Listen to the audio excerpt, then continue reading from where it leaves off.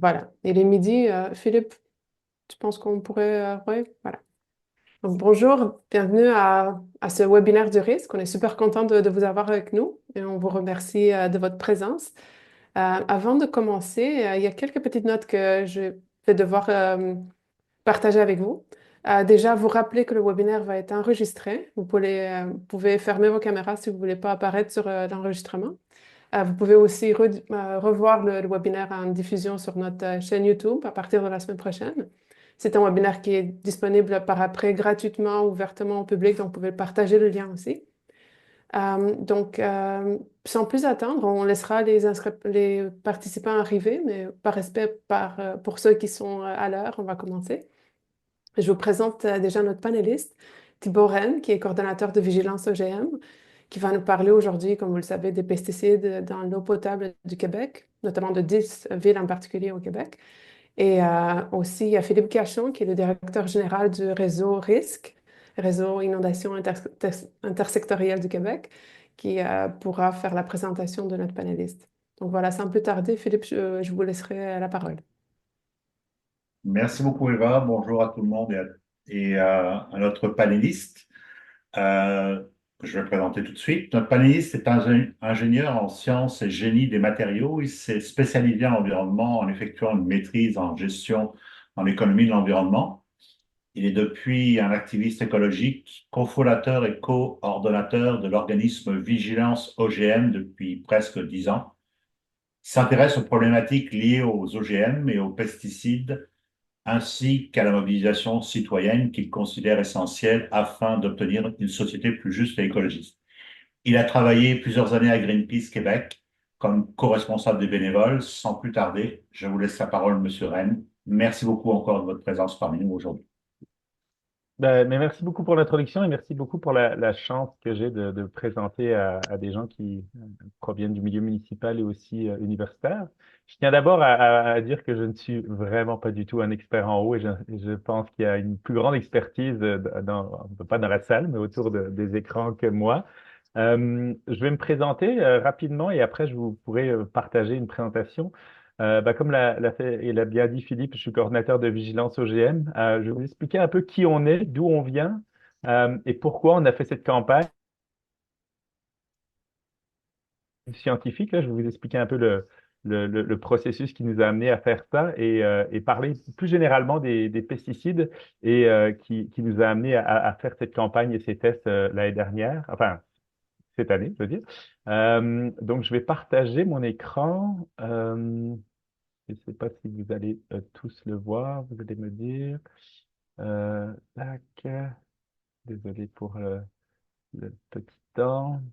Euh, bon, on va pas commencer par les questions. Est-ce que vous voyez bien mon écran? Oui, parfait. Excellent. Donc, premièrement, je vais vous dire un peu qui on est à Vigilance OGM. Donc, Vigilance OGM, j'ai eu la chance de le fonder avec d'autres personnes il y a à peu près 15 ans, en fait. On est un réseau de différentes associations qui touchent différents domaines. Donc, on voit des organismes connus comme Équiterre, Nature Québec, Greenpeace, qui sont des organismes environnementaux. On a des agriculteurs aussi, les fermiers de famille. On a des associations de consommateurs parce que l'agriculture OGM, donc organismes génétiquement modifiés, touche beaucoup de différents aspects pour nous, tous les impacts environnementaux, sociaux, le côté transparence aussi avec le non-étiquetage. Donc, on a créé ce réseau-là il y a une quinzaine d'années. Et notre but, c'est de sensibiliser et mobiliser sur les enjeux OGM et pesticides. Et on va plus en parler aujourd'hui du côté pesticides. On a trois campagnes majoritaires, donc OGM, pesticides et lobby, qui sont très intégrés, mais on essaie de les séparer un peu comme ça pour vulgariser. Et on considère qu'on essaye en fait d'être un peu une épine dans le pied de l'agrochimie et un peu dénoncer les dérives du modèle agricole actuel.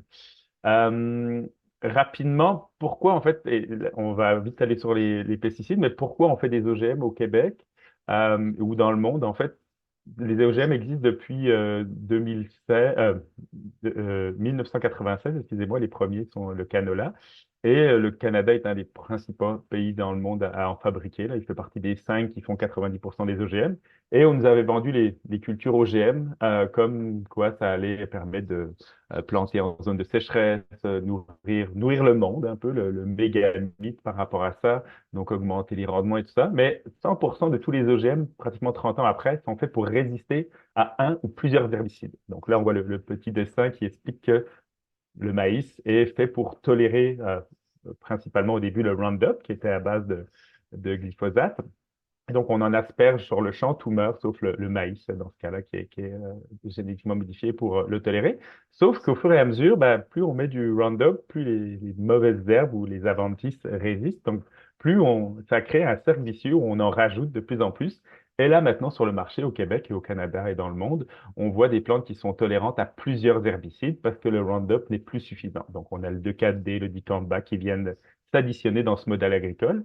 Et peut-être pour savoir, quand vous vous baladez sur l'autoroute pour aller de Québec à Montréal, ou quand vous voyez un champ de maïs au Québec, 90% de tous les champs de maïs au Québec, donc 9 champs sur 10, est génétiquement modifié, et à peu près 8 champs sur 10 de soya sont génétiquement modifiés. Et ça représente, si on enlève les cultures de foin, 60% de toutes les cultures au Québec. Donc voilà. Et donc, qu'est-ce que ça fait d'avoir ce modèle agricole où on plante énormément d'OGM? On utilise des pesticides. Donc, le gouvernement du Québec a quand même une transparence dans sa façon de comptabiliser les pesticides, c'est-à-dire qu'il fait il comptabilise les pesticides depuis 92.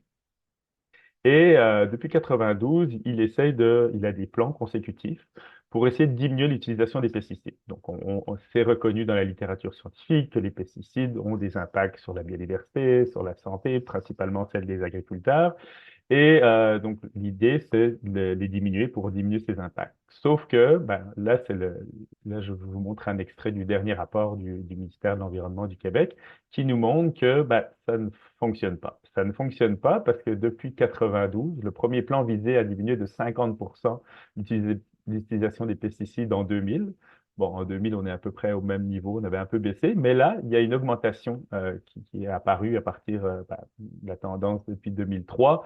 Et là, on a des records, en tout cas une augmentation depuis 92. Donc, les plans n'ont pas été efficaces au Québec. Et ici, vous avez un tableau où on voit principalement les ventes de glyphosate. Je reviendrai, en fait, on parle de glyphosate, qui est la molécule dite active des pesticides commerciaux comme le Roundup, et je reviendrai sur l'importante distinction qu'il faut faire. Mais souvent, on parle de glyphosate pour simplifier. Donc, les pesticides à base de glyphosate ont augmenté et d'une façon très significative, et c'est devenu les pesticides à base de glyphosate représentent 44% de tous les pesticides utilisés au Québec. Et souvent, on dit oui, mais peut-être que les zones agricoles ont augmenté, donc ça justifierait qu'on continue à utiliser euh, je dirais, le même volume par hectare des pesticides, ça pourrait justifier. Sauf que non, on s'aperçoit que l'indice de pression, donc le volume de pesticides total divisé par le nombre de, de, de terrains agricoles, ouais, de terres cultivées, a augmenté. Donc, il y a une pression supplémentaire. On utilise plus de pesticides à l'hectare maintenant qu'auparavant. Donc, partant de ce constat-là, nous, ce qu'on essaie de faire à Vigilance OGM, on a fait une campagne qui s'appelle Sortir du glyphosate. Bon, symboliquement, c'est d'essayer de voir comment on peut rendre moins dépendant notre agriculture au Québec des pesticides d'une façon générale, mais on a utilisé le mot glyphosate en tant que symbole. Et donc, on a fait une campagne on essaye d'être simple, efficace et peu coûteuse, et en fait, qui est issue de la commission parlementaire de 2019. Peut-être certains d'entre vous se souviennent que Louis Robert, un agronome du ministère de l'Agriculture, a été congédié en 2018 pour avoir dénoncé l'influence des lobbyistes des pesticides sur la recherche publique. Bon, je ne reviendrai pas sur les enjeux qu'il a soulevés, mais ça a donné en 2019 une commission parlementaire, donc au gouvernement du Québec, et il y a plusieurs personnes, experts, scientifiques, de santé, agronomes, qui sont venus parler, qui ont déposé des mémoires, et nous, on a pris ces mémoires et on a essayé d'extraire quels seraient les façons de diminuer l'utilisation des pesticides. Et vous savez, les pesticides au Canada il y a trois paliers, si vous voulez. Donc, le premier, c'est le palier fédéral. Donc, le Santé Canada, via son agence réglementaire de lutte antiparasitaire, vient évaluer les pesticides et vient permettre l'autorisation sur le marché. Le Québec a aussi un rôle à jouer. Il peut restreindre certains types de pesticides. Il s'occupe du transport et de l'entreposage des pesticides aussi. Et après, il y a le municipal qui va nous intéresser un peu plus aujourd'hui et qui est en lien avec notre campagne, qui peut lui aussi restreindre encore plus l'utilisation des pesticides, mais avoir des règlements municipaux qui nous permettraient de diminuer, de sensibiliser les citoyens, de permettre d'avoir un peu plus de transparence sur où sont les pesticides. Et dans ce cas-là, ce qui nous intéresse aujourd'hui, l'eau. Et je reviendrai, je pense qu'il y a un point important sur, d'une façon générale, les pesticides. Mais ce qu'il faut savoir, c'est comment ces pesticides-là sont évalués. Donc, il y a quatre grandes compagnies dans le monde qui s'appellent, quand j'ai commencé à Vigilance OGM, il y en avait six. Maintenant, elles ont fusionné. Vous savez, il y a Bayer qui a racheté Monsanto il y a plusieurs années. Ça, c'est comme le cas typique de consolidation de l'industrie là, qui apparaît dans beaucoup de milieux. Et donc, quand une compagnie comme Bayer veut mettre sur le marché un nouveau pesticide, il arrive, il dit à voir l'agence d'inspection, l'ARLA, au fédéral, et donc lui donne des études pour dire, regardez, on a étudié l'impact je sais pas, de notre nouveau pesticide sur la santé humaine, sur quel type de faune ou des animal et autres. Et sauf que Santé Canada, elle, prend ces études-là, elle ne refait pas d'études par rapport à ça. Donc, euh, revoit ce qui se passe dans la littérature scientifique aussi indépendante, regarde les études de l'industrie, sauf que malheureusement, au final, Santé Canada base son évaluation, donc autorise des pesticides sur le marché, principalement sur des études de l'industrie. Donc, ils sont juges et parties là-dedans. Et aussi, ces études-là ne sont pas publiques. Donc, vous, en tant que scientifique ou des ONG, ne peuvent pas avoir accès aux données brutes pour le côté répétabilité ou voir si le protocole expérimental est peut-être des fois biaisé volontairement ou involontairement. Et l'autre gros point, et là, c'est là que c'est important, c'est que les études de l'industrie ou les études sur lesquelles se base le gouvernement canadien pour évaluer, il se base sur des études sur le glyphosate. Le glyphosate, c'est l'agent dit actif du Roundup. Donc, le Roundup, c'est ce qu'on met dans les champs. C'est ce qu'on met en 44% de tous les pesticides au Québec qui sont à base de glyphosate. C'est ce qu'on met dans les champs. On ne met pas du glyphosate, on met du Roundup. Et la grande différence entre le Roundup et le glyphosate, c'est que le Roundup a une formulation commerciale inconnue parce que l'industrie dit que c'est un secret commercial, sauf qu'il y a des scientifiques dans le monde qui ont testé ces formulations, et on est capable. Et donc, on s'aperçoit que dans les pesticides à base de glyphosate et d'autres aussi, on retrouve des métaux lourds, des hydrocarbures, des PFAS.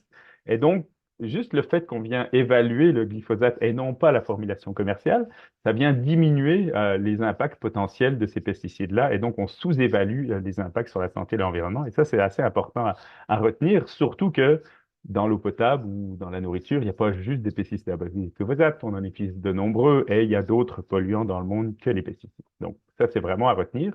Et là, je mets OGM et pesticides parce que dans les deux cas, c'est évalué plus ou moins de la même façon, majoritairement sur les données de l'industrie qui ne sont pas publiques et aussi à le côté où on vient minimaliser les impacts avec la formulation commerciale et l'agent dit actif. Et peut-être nous, ce qu'on essaie de retenir de là-dessus, c'est que le gouvernement du Canada ne peut pas dire que son évaluation est basée sur la science si cette science-là n'est pas accessible et transparente. Donc, plus plus on les critique, plus ils martèlent qu'ils sont basés sur la science, et nous, on pense que ce n'est pas exactement le cas. Donc là, on va parler de ce qui nous intéresse aujourd'hui, le côté municipal.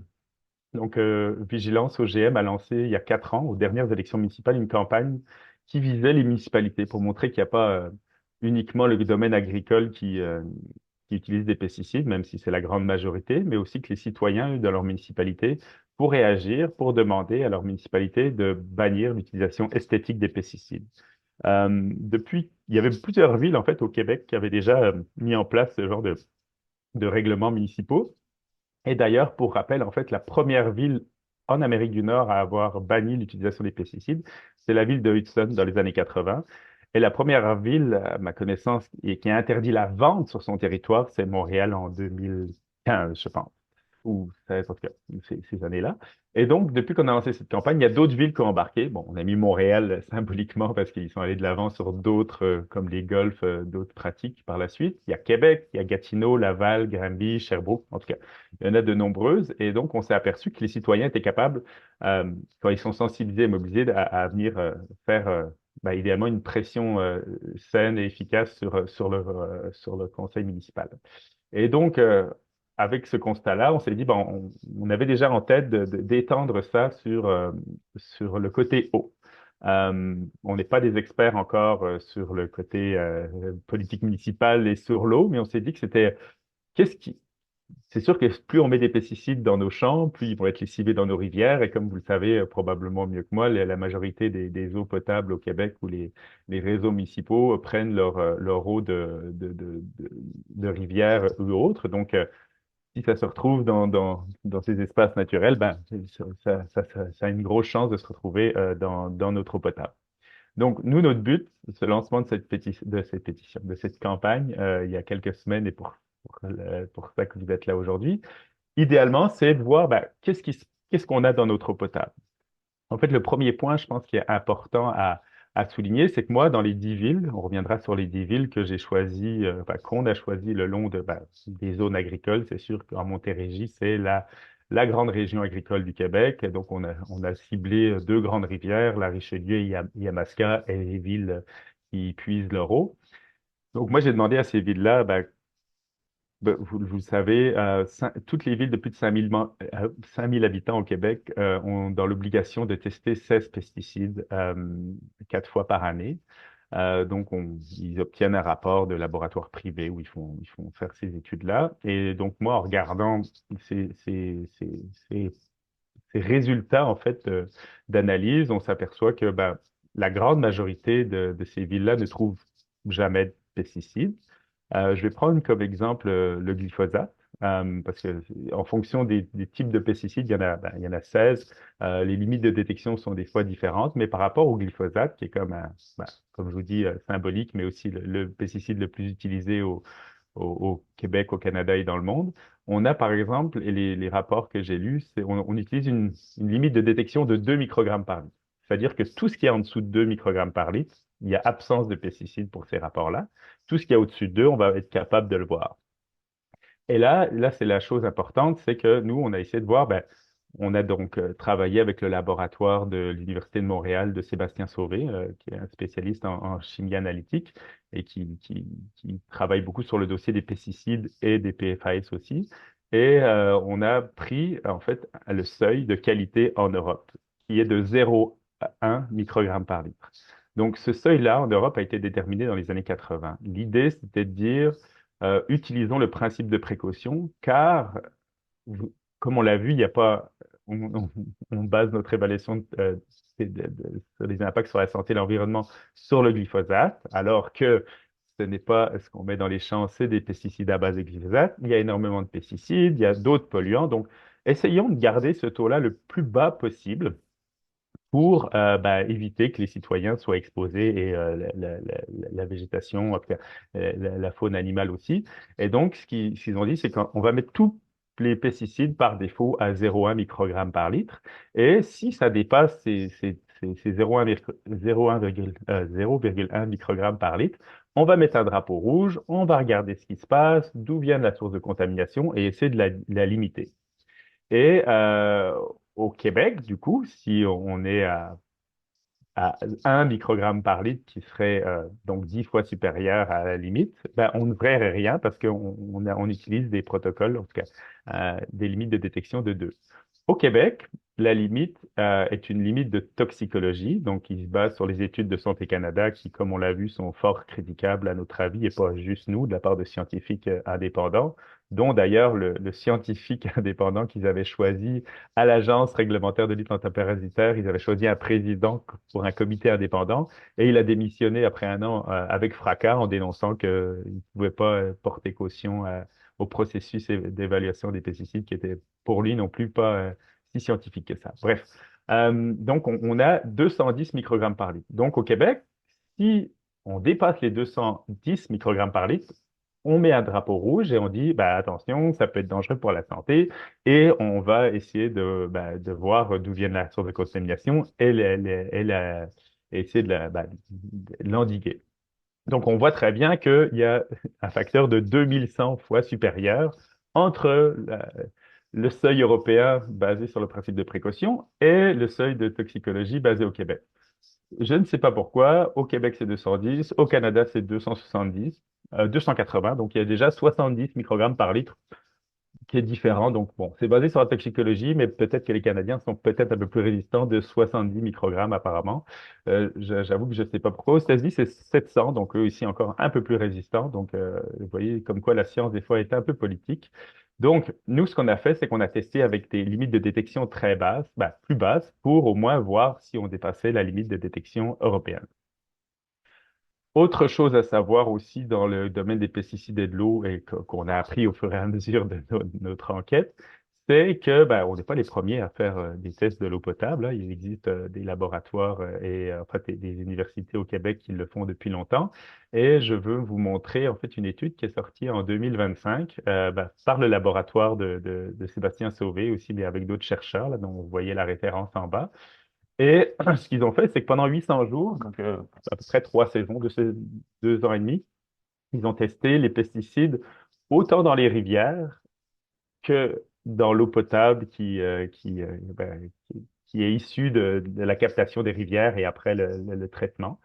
Et ce qu'on s'aperçoit, c'est que en fait, il y a des pics. Il y a des pics parce que ça correspond à ben, l'utilisation des pesticides, principalement en zone agricole. Donc, c'est sûr que quand on vient étendre des pesticides ben, au mois de juin, juillet, et qu'il y a des fortes pluies, ben, ça vient être lessivé dans les cours d'eau, et là, on vient les capter. Donc, on voit qu'il y a des pics ici, juin, juillet principalement. Et là, c'est une échelle logarithmique, donc on a des taux d'une façon générale en moyenne. Donc là, c'est les pesticides, la somme des pesticides. Et là, vous avez le glyphosate et aussi l'AMPA. L'AMPA, en fait, est un produit de dégradation du glyphosate, le principal produit de dégradation du glyphosate, qui n'est pas testé dans les 16 pesticides. Et bon, je reviendrai un peu là-dessus par la suite. Et donc, ce qu'on s'aperçoit, c'est que d'une façon générale, on va reprendre encore comme exemple le glyphosate. Ben, le glyphosate, en moyenne, dans ces eaux, c'était en Montérégie, je pense euh, au sud de Montréal. Donc, la rivière passait dans les zones des terres noires du Québec vers Napierville, je crois. Et d'une façon générale, en fait, dans cette étude-là, hein, c'est une étude parmi tant d'autres, mais je pense que c'était la plus complète que j'ai pu trouver au Québec, on s'aperçoit que la moyenne du glyphosate dans l'eau potable est à 0. Donc là, c'est en nanogramme, mais avec 0,05. Donc on est à la moitié de la limite européenne où on met le drapeau. Donc d'une façon générale, la moyenne ne dépasse pas même les limites européennes. Sauf qu'on a des pics qui vont jusqu'à 10, plusieurs microgrammes par litre à certains moments. Et nous, c'est sûr que nous, ce qu'on souhaitait, c'était essayer de voir si on est capable de tester dans ces pics-là, parce que c'est important de voir à quelle exposition maximale, même si ce n'est pas l'exposition moyenne, peuvent être exposés les citoyens quand ils boivent de l'eau. Et l'eau n'est pas la principale source de, je dirais, pas de contamination, mais d'exposition aux pesticides, c'est l'alimentation. Bref. Donc, nous, on a principalement, par chance, ben pas par chance, on a choisi ces mois de juin, juillet, après une forte pluie, on est tombé dans ces pics, mais en général, les Québécois et les Québécoises ne sont pas exposés à autant de pesticides que les résultats que je vais vous montrer probablement. Donc, ça, c'est important. Et le point aussi qui est issu l'autre point important à se souvenir, c'est que les usines de traitement sont, donc ça, c'est un article qui est issu de cette étude-là que je vous ai citée. Les études de traitement sont incapables de filtrer les pesticides de l'eau potable. Donc, on s'est aperçu, en fait, pas on, mais le laboratoire de Sébastien Sauvé, que quand vous avez des pesticides dans l'eau et après les traitements, il y a certains pesticides qui sont enlevés à 99%, certains à 50%. Le glyphosate dans cette étude-là était enlevé à 60%. Et par contre, il y a même des cas où il y a une augmentation des pesticides et je pense que pas leur théorie, mais euh, leur enquête les emmène vers le fait qu'ils pensent que c'est le fait que les filtres viennent capter des pesticides et des fois les relâchent, mais il y a même sur certains cas de pesticides une augmentation par rapport à ce qu'il y a dans le, dans la rivière. Donc, nous, ce qu'on dit au final, c'est que la solution, c'est vraiment de réduire à la source et non pas d'investir des millions dans, dans les usines de filtration pour les améliorer. Et ben, voici les résultats qu'on a obtenus, que vous avez probablement vus. Donc, d'une façon générale, on a une sorte de bruit de fond du glyphosate qui est dans toutes, en tout cas, les études. Oui, ce qu'il faut savoir, c'est que moi, j'ai prélevé ces échantillons la même journée. Hein. Euh, donc, on est tous dans les zones agricoles, à part Sutton, là, où Vigilance OGM est basée. Donc, on a vraiment, en fait, plus ou moins entre 2,1 et 2,5 microgrammes par litre dans tous les échantillons faits cette journée de fin juin 2023. Et donc, on est, de façon générale, plus de 20 fois supérieur à la limite européenne. Mais ici, bon, quand on est proche de la limite de détection, on peut ne rien voir. Donc, ce qui se passe, c'est qu'on est 20 fois supérieur aux limites européennes, mais ici, on va ne rien voir lors de ces pics.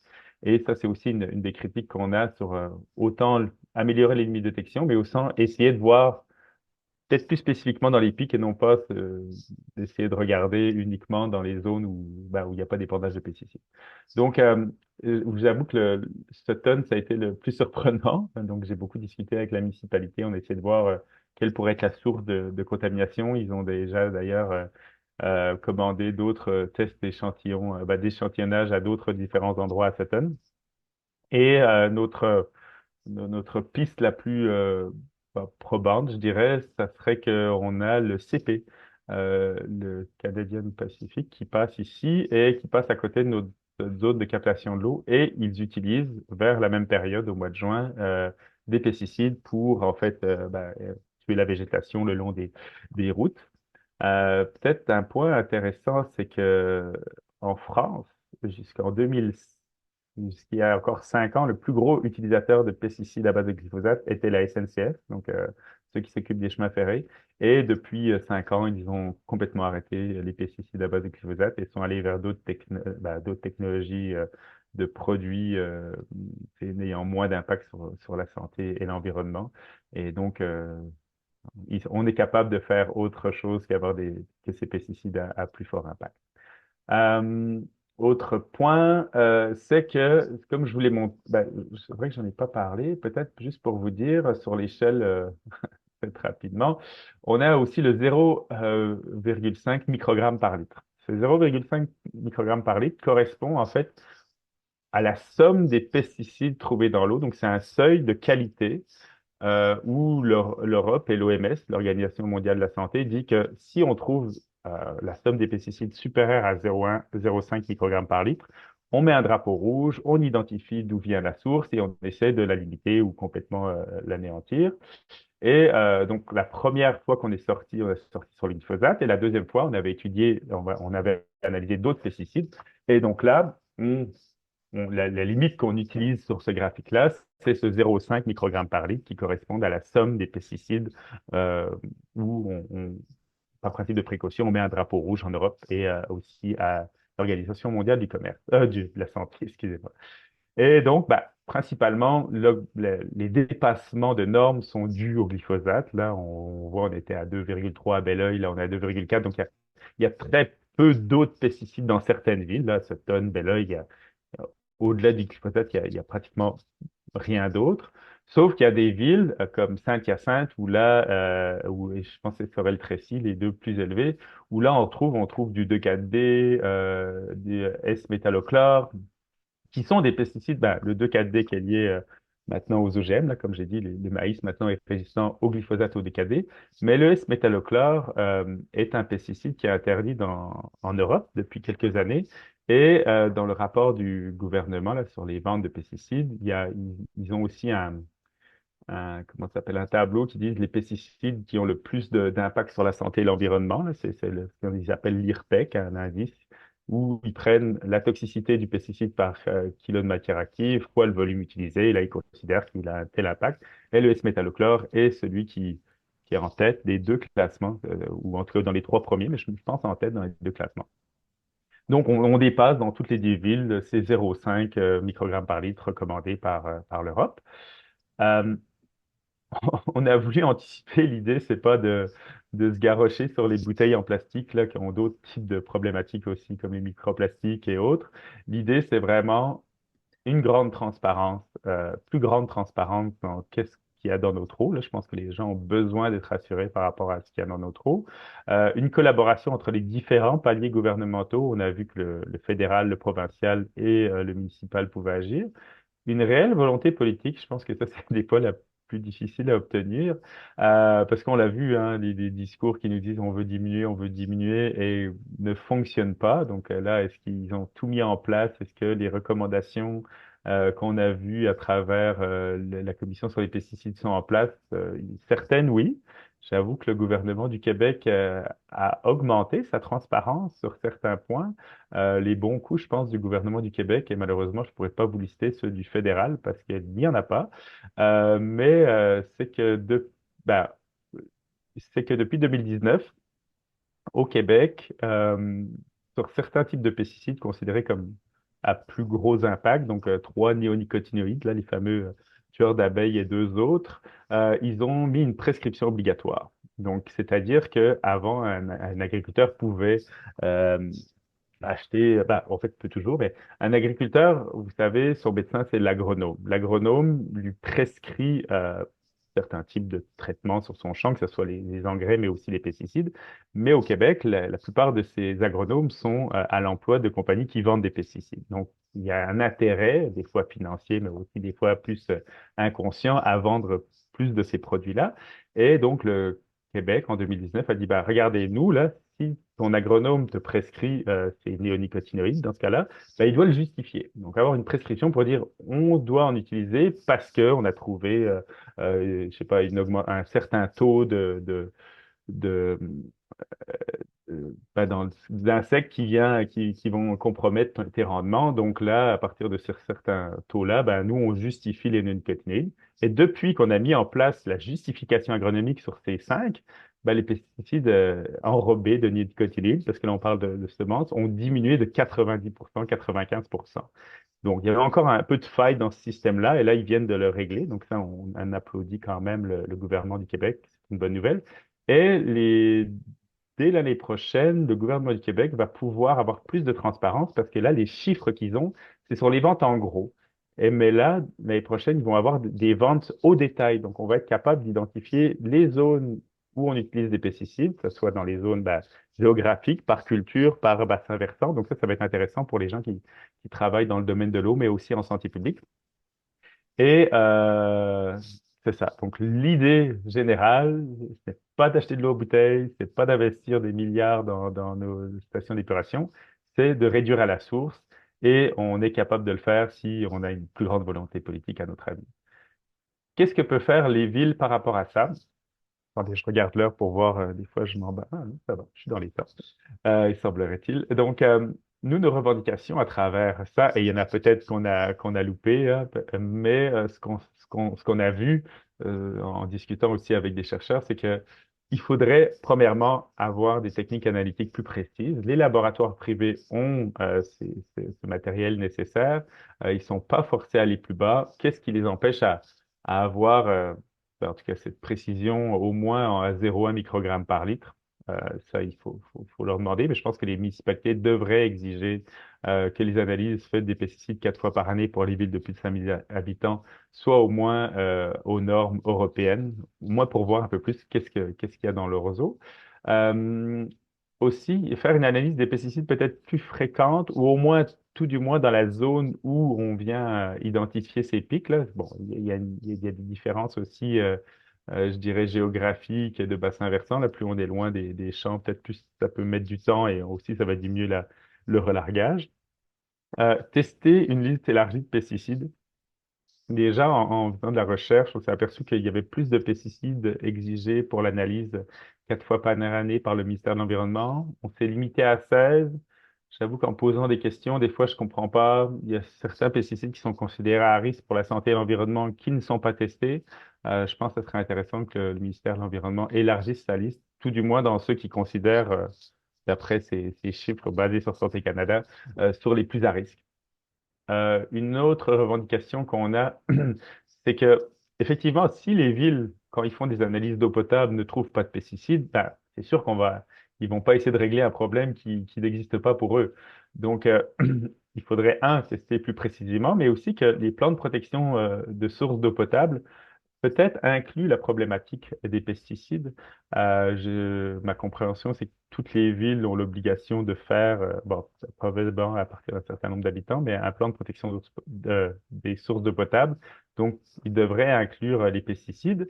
Et aussi, autre chose, publier les résultats détaillés. Je pense que c'est intéressant de voir, on a vu la réaction des citoyens quand on a fait cette campagne. Si on leur disait, bah, va sur le site de ta municipalité, clique à, je sais pas, analyse d'eau ou environnement, et que là, tu as les détails de toutes les analyses faites les 4 dernières années et qui s'aperçoit, je pense qu'il y a un devoir de transparence des villes de publier ça. Moi, en demandant aux villes, certaines, ça a été très facile, d'autres plus compliqué. Donc, tu sais, c'est des données qui devraient être transparentes et tu sais, qu'on devrait pas, les villes devraient être proactives pour publier ces résultats à notre avis. C'est une des recommandations. Si certaines villes n'ont pas encore adopté une réglementation sur l'usage esthétique des pesticides, ça, ils ont la capacité de le faire. Comme on l'a vu, il y a 160 villes qui l'ont fait, beaucoup qui ont interdit même la vente. Après Montréal, il y a Granby qui a interdit, il y a d'autres municipalités qui ont interdit la vente. Je ne dis pas tous en tête parce que des fois, ça va vite. Et bah, idéalement, faire la pression sur le gouvernement provincial, hein. On l'a vu que le gouvernement provincial peut avoir de l'impact. Il pourrait réglementer sur, par exemple, moderniser la loi sur les agronomes, où en fait, viendrait interdire qu'un agronome au service, à l'emploi d'une compagnie qui vend des pesticides puisse prescrire. Ça, je pense que c'est important. Vous savez, votre médecin ne vous vend pas des médicaments, on a mis un pharmacien au milieu. Ça, c'est une des grosses revendications qui est ressortie de 2019 de la commission parlementaire et qui est malheureusement pas encore mise en place, même s'il y a eu un projet de loi il y a 4 ans là-dessus.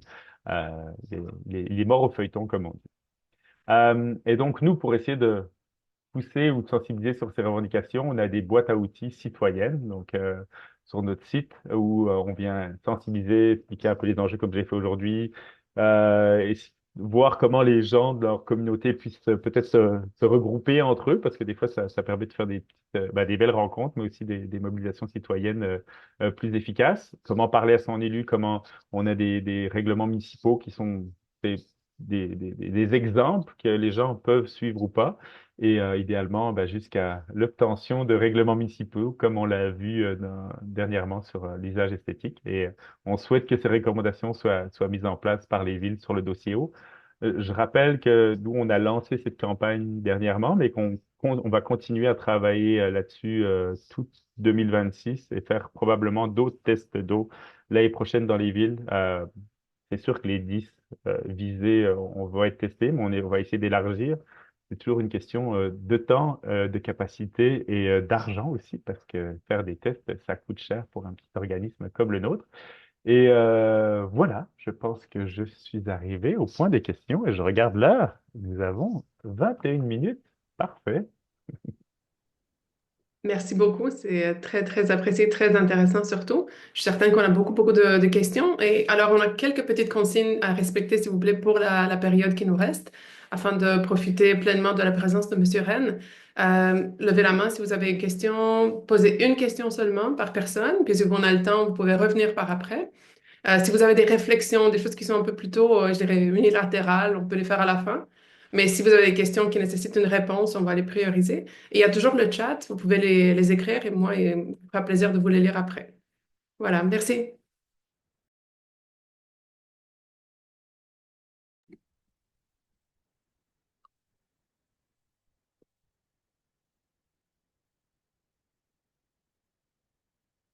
Philippe, vous avez une question déjà? Oui, il y en a une question dans le chat, donc je vais la lire, puis après ça, je poserai la mienne. Bonjour Thibault, que peut faire le résident lambda de Saint-Hyacinthe face à cela? Merci. Bonne question. Ben, en fait, j'ai essayé d'un peu de répondre dans la présentation. Ben, déjà, premièrement, peut-être nous contacter et dire je suis habitant de Saint-Hyacinthe et je veux faire quelque chose et nous donner ce pot de courriel. On va peut-être les regrouper avec d'autres personnes de Saint-Hyacinthe qui ont les mêmes préoccupations. Et après, si cette personne lambda veut lire la boîte à outils sur, ben, s'informer peut-être un peu plus sur les pesticides, là j'ai fait quelque chose d'assez rapide, mais voir comment il peut contacter ses élus, écrire à ses élus, voir si ces élus sont au courant des tests qui ont été faits dans la municipalité. Euh, la ville de Saint-Hyacinthe a un règlement qui interdit l'utilisation des pesticides sur son territoire. Après, vous savez, toujours le diable est dans les détails, je ne connais pas tous les... Mais ils ont quand même fait un effort là-dessus. Après, c'est sûr que dans la Saint-Hyacinthe, c'est des terrains très agricoles. Peut-être contacter les agriculteurs. Ben, les villes doivent essayer d'avoir une bonne entente de voisinage avec les agriculteurs, surtout ceux qui se trouvent proches ben, d'où on vient capter l'eau. Donc, je pense que c'est la Richelieu là-bas. Le Yamaska. Ou, attendez, preuve de géographie pour moi. Oui, Yamaska. Ok. Et peut-être respecter quelque chose qui est malheureusement pas si évident, c'est les bandes riveraines là, qui servent d'éponge pour éviter que soit les pesticides polluants se retrouvent dans les cours d'eau ou dans les lacs. Donc peut-être voir comment faire, comment la municipalité peut agir là-dessus. Mais allez lire notre boîte à outils, faite pour résumer, et contactez-nous, comme ça on va vous mettre avec d'autres personnes en lien de la municipalité. Encore une fois, merci beaucoup pour votre travail, il est vraiment essentiel. C'est un problème, vous l'avez mentionné, de santé publique et l'accès à l'information devient essentiel. Alors, ça m'a amené une question, j'ai plein de questions, mais votre présentation est très, très intéressante. C'est d'ailleurs pour ça qu'on veut vous avoir, parce que et ma question va être orientée là-dessus. Est-ce qu'il y a des études, justement, pour montrer d'abord comment ces pics-là se retrouvent? Bon, c'est quoi l'explication de ces pics-là? Est-ce que c'est les problèmes d'étiage, donc les bas niveaux d'eau? Est-ce que pendant, au contraire, les périodes de crue ou d'inondation, on a plus de transport, évidemment, de ces pesticides-là à l'intérieur, évidemment, en direction des rivières et en direction, évidemment, d'autres endroits où ils ne se retrouveraient pas naturellement? Donc, quels sont les enjeux? Est-ce qu'il y a du travail qui se fait justement pour voir comment la variabilité, justement, des niveaux d'eau, soit bas niveau d'eau en ce moment, comme on l'a, évidemment, à cause de la sécheresse qu'on a eu cet été, ou très haut niveau d'eau au printemps, affecte justement les degrés de contamination, les degrés de pesticides qu'on peut retrouver dans différents milieux, évidemment dans les rivières? Ben, encore une fois, je ne suis pas un expert en eau. Moi, ma compréhension, c'est que les pics correspondent à l'utilisation des pesticides. C'est-à-dire que, vous savez, quand on commence des cultures, que ce soit en soya ou en maïs, on vient épandre du glyphosate pour brûler un peu le champ, pour enlever toutes les mauvaises herbes, pour ensemencer. Donc, il semblerait qu'en tout cas, dans le cas du glyphosate, les pics correspondent à cette utilisation-là. Et bien sûr, il y a des lessivages avec les pluies. Mais c'est un point intéressant que vous amenez. Là, moi, on a beaucoup parlé d'eau et surtout de manque d'eau cet été, avec les problématiques des changements climatiques. Mais vous savez, il y a un principe, si on met 1 kilo de pesticides dans 10 litres d'eau, mais là, en fait, c'est 10 litres d'eau, il y a un manque d'eau et ça devient 5, c'est qu'on double la concentration. Donc là, ce qui va se passer, c'est qu'on va avoir des problématiques d'augmentation s'il y a un manque d'eau, d'augmentation des concentrations, que ce soit pour les polluants, les pesticides, mais d'autres aussi. Donc ça, c'est des choses à prendre en considération, même si on vient utiliser moins ce qu'on souhaite de pesticides, il y a toujours le fait que ce manque d'eau va venir augmenter les concentrations, malheureusement. Mais c'est ça. Je pense que pour moi, le lien, c'est principalement l'utilisation. Après, d'autres facteurs physico-chimiques, là, il faudrait, je demanderais peut-être à quelqu'un autour de la salle, autour de l'écran de répondre, mais pour moi, c'est vraiment lié à l'utilisation. Merci. Nous avions une question dans le chat. Avez-vous fait des démarches auprès des groupes conseils agricoles pour les sensibiliser à cet enjeu? Vous savez, nous, on a écrit, là, j'ai vu qu'il y avait des OBV autour de la table. Nous, on a quand même écrit aux villes avant de sortir les résultats pour dire qu'on allait le faire et que c'était pas contre elles, mais c'était vraiment dans l'idée ben, on n'aurait pas eu l'occasion de parler à autant de gens aujourd'hui si on n'avait pas fait cette étude-là, enfin cette étude-là, cette enquête-là. Je ne veux pas non plus nous donner un trop gros crédit. Donc, on a parlé aux organismes de bassin versant qui ont les mêmes constats, hein. Je veux dire, on se sent des fois un peu impuissant. Je veux dire, c'est pas surprenant de trouver des pesticides dans nos eaux vu qu'on en utilise, hein. Enfin, et qu'il y a malheureusement encore une augmentation. Donc, on essaie de parler au maximum de gens. On essaie peut-être pas en confrontation, mais vraiment on essaie de sortir un peu ces nouvelles-là, oui, qui peuvent paraître un peu très sensationnelles des fois, parce que oui, on tape dans le pic, oui, mais tu sais, si on avait fait des études au mois de décembre et dire il n'y a pas de pesticides dans l'eau, ben, je dirais, on n'en parlerait pas aujourd'hui et il n'y aurait pas cette pression-là qu'on souhaite sur le gouvernement. Donc, oui, peut-être je ne l'ai pas dit, je suis coordinateur, mais on est 3 employés au-delà de moi. Donc, on n'est pas une grosse équipe non plus. Donc, on fait de notre mieux. C'est vraiment la capacité qui nous bloque à parler plus largement à d'autres acteurs.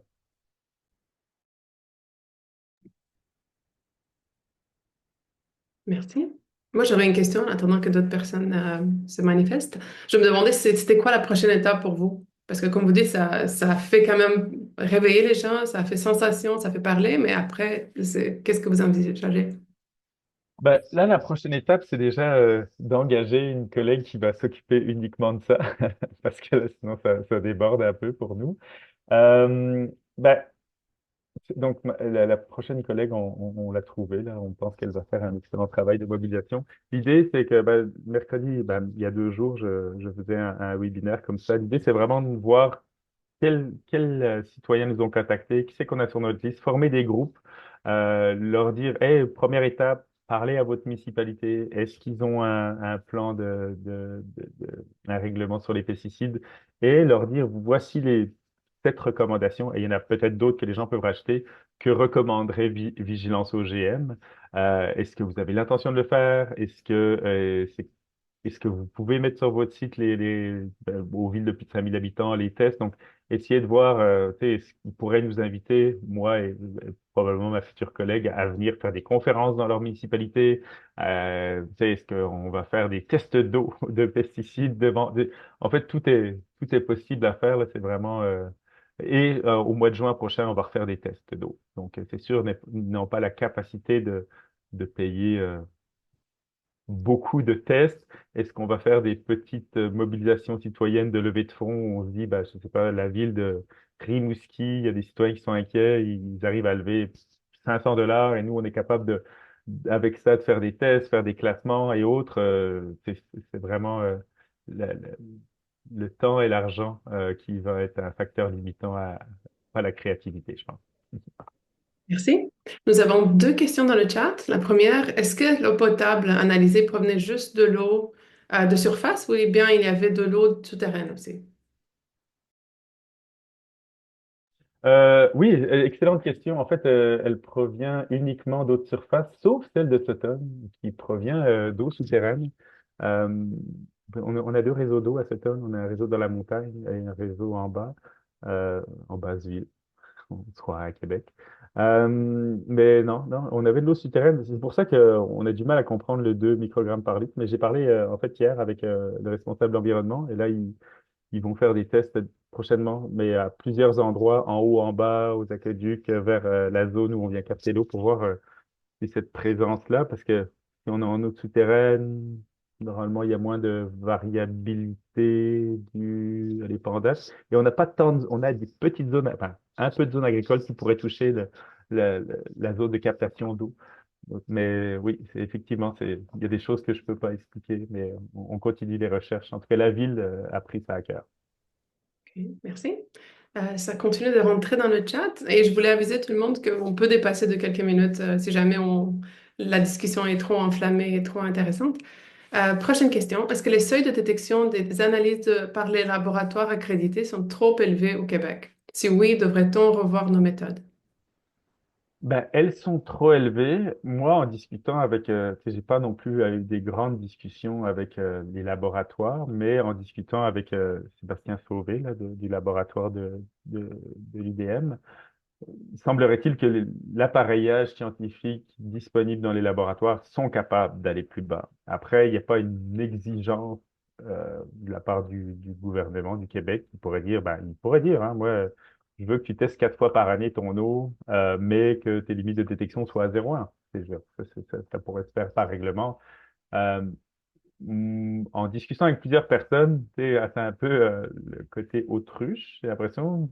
Plus tu le mets haut, moins tu vois, et si tu vois rien, ben, il n'y a pas de problème, quoi. Donc, je pense que ça vient un peu perturber de voir des choses, donc c'est peut-être pour ça, en tout cas, peut-être une piste d'analyse. Euh, mais oui, elles sont trop élevées et elles devraient être diminuées. À mon avis, le ministère de l'Environnement devrait tout baser ses résultats à 0,1 et je pense pas que ça augmenterait les coûts pour les municipalités de plus de 5000 habitants. Merci. Et nous avons une question qui fait référence à l'exemple que vous avez donné tantôt, la SNCF. Comment elle a procédé pour éliminer l'utilisation du glyphosate et quels ont été les facteurs de succès dans un objectif de transférer cet exemple au Canadian Pacific au Canada? Euh, Ben, en fait, ça venait d'une pression citoyenne, hein. Je pense que le gouvernement, donc c'est une compagnie d'État, donc déjà c'est assez différent d'ici. Là, on a deux compagnies privées qui, quand on voit à Mégantic ce qu'ils ont fait, j'avoue que je suis pas sûr que ça donne leur priorité d'avoir une grande transparence et de respecter l'environnement. En tout cas, oui, la pression citoyenne a fait que ils ont arrêté. Moi, j'ai vu un documentaire, là, enfin pas des commentaires, mais un reportage. Ils ont une sorte de wagon un peu technologique avec des bus sur le côté. Ils passent sur les rails et ils envoient de l'eau chaude avec un mélange de produits, tu sais, à faible impact et ils font les rails comme ça maintenant. Donc, oui, ça leur coûte plus cher, hein, donc la compagnie privée, si on leur dit que ça coûte plus cher, je suis pas sûr qu'ils vont aller là-dessus. Mais vous savez, nous, on a la voie ferrée qui passe à Sutton, qui passe à côté de zones humides et où on vient capter notre eau. Il y a eu une mobilisation à Hochelaga aussi, parce qu'en fait, ça passe carrément dans les zones urbanisées où là, en fait, ils arrosent, mais bon, des fois, ils ont des obligations un peu, là, dans de prévenir, mais bon, personne n'est prévenu quand on vient arroser dans des friches industrielles, là, je parle de Hochelaga, pour ceux qui connaissent, là, la mobilisation 6600, là, vers Raymond Logistique, au bout. Et bon, il y a des facteurs pas climatiques là, de vent qui sont censés pas, ils sont censés prévenir les gens pour fermer les fenêtres. Bon, ils le font pas. Euh, c'est- et ouais, c'est un peu des délinquants à mon avis dans ce sens-là. J'ai pas l'impression j'aimerais qu'ils puissent changer, mais ouais, il va falloir une forte pression pour eux. Merci. La prochaine question. Les municipalités qui font le suivi réglementaire des pesticides dans l'eau potable le font à quel moment de l'année? La personne dit, à ma connaissance, c'est un échantillonnage par année, donc le moment choisi est important selon les données que vous avez présentées. Et dernièrement, bravo pour votre travail. Merci pour les bons mots. Moi, les rapports que j'ai vus, c'est qu'ils font un échantillon trimestriel. Donc oui, il y en a un vers juin, juillet, août, mais c'est comme un peu estival, on ne sait pas trop là, parce que comme on le voit, les pics, c'est pas sur un mois là, c'est vraiment une semaine spécifique là, comme à plus ou moins une semaine en fonction des 3 années là. Donc non, moi les échantillons que j'ai vus, donc pour Saint-Hyacinthe et les autres villes, c'est vraiment 4 par année, Euh, une fois une fois par trimestre. Après, ouais, est-ce que ils disent des fois, des fois c'est conscient ou inconscient là, est-ce qu'ils visent un pic, est-ce qu'ils essaient de l'éviter, je sais pas. Je pense que c'est de bonne foi, mais peut-être se concentrer sur les pics parce on les connaît pour voir l'exposition lors de ces moments cruciaux. Ce serait une bonne solution. Merci. Je vous rappelle que le webinaire sera enregistré et disponible en ligne à partir de lundi de la semaine prochaine. Est-ce que si les participants ont des questions après la fin du webinaire, vous êtes ouvert à les recevoir puis leur donner suite? Oui, oui, écrivez. Donc, si vous allez sur le site de Vigilance OGM, il y a un contact en bas qui est mon courriel.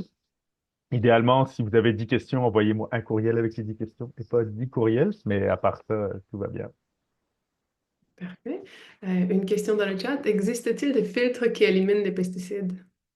Et dites oui. Euh, j'ai cru voir qu'il y avait certaines études par rapport à ça, dont d'ailleurs dans The Conversation, là, qui est comme un sorte de journal scientifique en ligne. J'ai vu qu'il y avait ça qui parlait des PFAS et des pesticides, mais j'avoue que je travaillant pas pour Brita, je ne sais pas quoi vous conseiller, mais je pense il y a déjà des études qu'on fait, qu'on essaie de voir s'il y avait une efficacité par rapport à ça.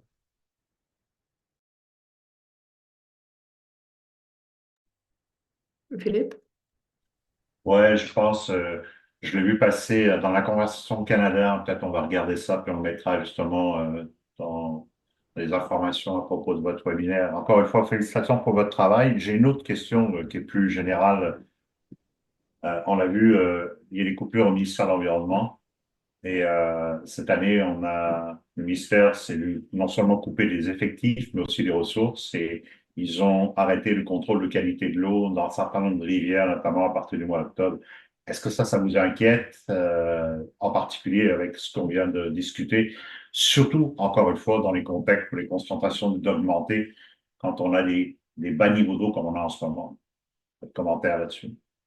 Oui, je pense qu'on tous ceux qui sont qui s'intéressent à la protection de l'environnement ou la santé publique ne peuvent que être inquiets par rapport aux coupes budgétaires, là, surtout quand tu vois parce qu'on va pas parler tant de politique, surtout quand on voit qu'un gouvernement canadien et québécois investissent dans l'armée et qu'il y a Sab qui arrive avec la reine de Suède ce matin, j'entends ça, je veux dire, en tant que société, je pense pas que on a du mal à protéger notre environnement et on va acheter des armes. Enfin, en tout cas, il y a vraiment quelque chose qui va pas très bien là-dedans, globalement.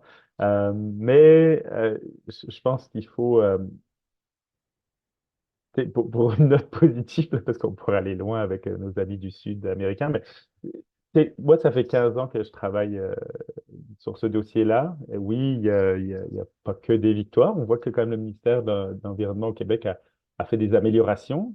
Bon, pas sur la diminution, mais sur une certaine transparence. Je suis pas sûr que s'il n'y avait pas des groupes, à l'époque, il y avait Équiterre qui travaillait beaucoup dessus jusqu'en 2015, ils ont arrêté par la suite.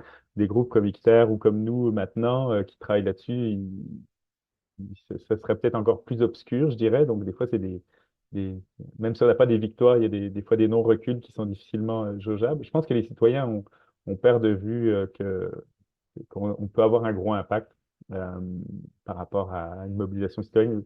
Vous savez, au Québec, la ville de Québec est quand même une grande ville. Quand on a lancé notre campagne sur les pesticides à usage esthétique, il y a comme 3 citoyens qui se sont réunis, qu'on leur a donné des outils, ils ont contacté leur élu et je veux dire, 6 mois après, il y avait un règlement municipal, quoi. Enfin, je veux dire, c'est fou.